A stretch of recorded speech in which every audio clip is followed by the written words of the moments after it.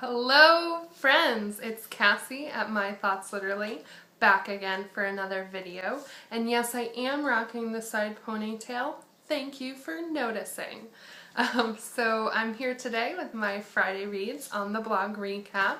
I think this is my third or fourth one, so definitely check them all out. So let's just dive right in first with the on the blog recap.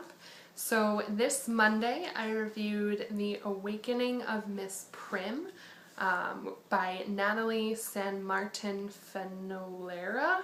I could be saying that totally wrong. She's Spanish, so I'm sorry, Natalie. But this was a really interesting book for me. I'm not really sure if it was contemporary or historical fiction, but it was one of those books for bookish people, about bookish people.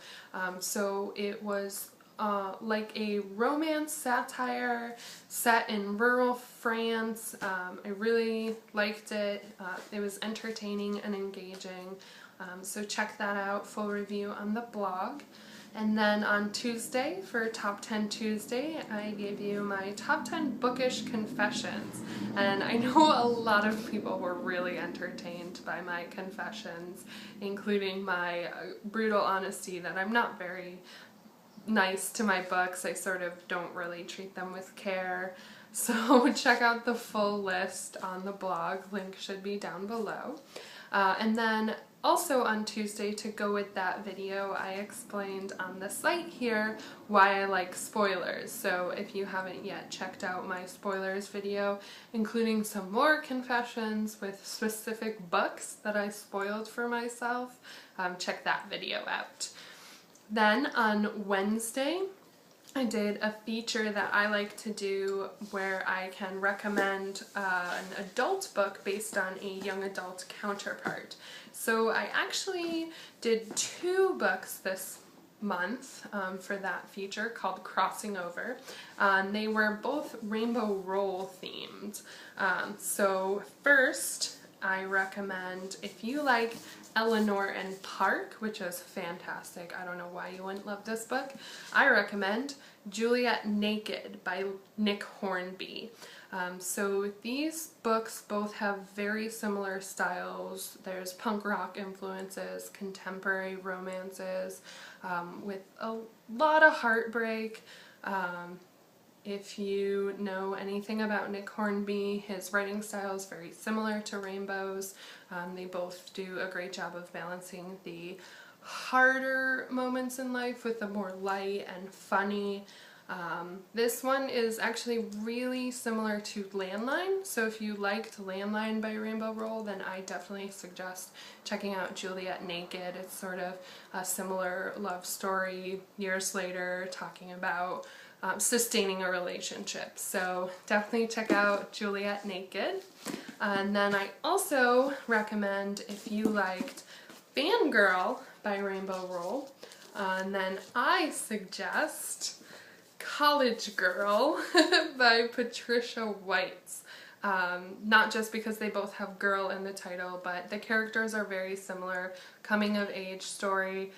College Girl is set during a senior year during college, and the main character, Natalie, is insecure and not sure how to handle this change in her life, and she sort of acts out a little bit.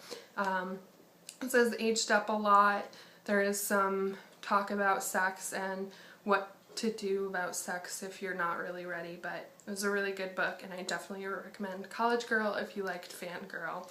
Just imagine Kath in a couple years, and that's who Natalie is, but Kath in a couple years without Levi.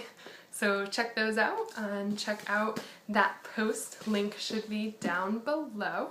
And then on Thursday, I reviewed Looking for Alaska by John Green, which was my Friday reads last week. If you guys notice the trend, I tend to review those books on Thursday. So check out John Green. I really liked it. It totally wrecked me, broke my heart into a million pieces, but then proceeded to put them back together in the way that only John Green can. I liked this one a lot. I was surprised at how much I liked it. I definitely recommend it. If you haven't read looking for Alaska, or if you have, check out my review on the blog. And then today on Friday, I took part in Feature and Follow Friday, where I talked about what I would do if I had a time machine or a TARDIS. And the answer to that question, where would I go if I had a time machine, is everywhere. I would go everywhere. But I do give you a couple of my favorite time periods that I would definitely visit. Speaking of time periods that I wouldn't visit, so my Friday reads for this week, we should dive right in with Codename Verity by Elizabeth Wayne. This is another Printz Award winner. So this was my backup book for last weekend, but I never ended up reading it. But I'm going to see Elizabeth Wayne this week. She's coming to Pittsburgh to speak and do a signing, and I'm really excited to see her, but I have to read the book first. So I'm reading Codename Verity this weekend. This is historical fiction set during World War II, British fighter pilot and the passenger on board crash in France and end up being captured by the Germans. Only one of them gets captured, so there's, you know, a lot of mystery in what happened to the other one, and I'm really excited about this one. People who are fans of historical fiction really, really love it, and I'm a fan of historical fiction, so I'm pretty excited. I'm also finishing my e-arc of The Kiss of Deception by Mary Pearson. That book came out on Tuesday. I thought it came out next week, so I'm behind on my July 8th arcs. But I'm really liking it so far. I'm about 2/3 of the way through, so I'm excited to finish that book this weekend. I am also finishing the audiobook for Vicious by V.E. Schwab, otherwise known as Victoria Schwab.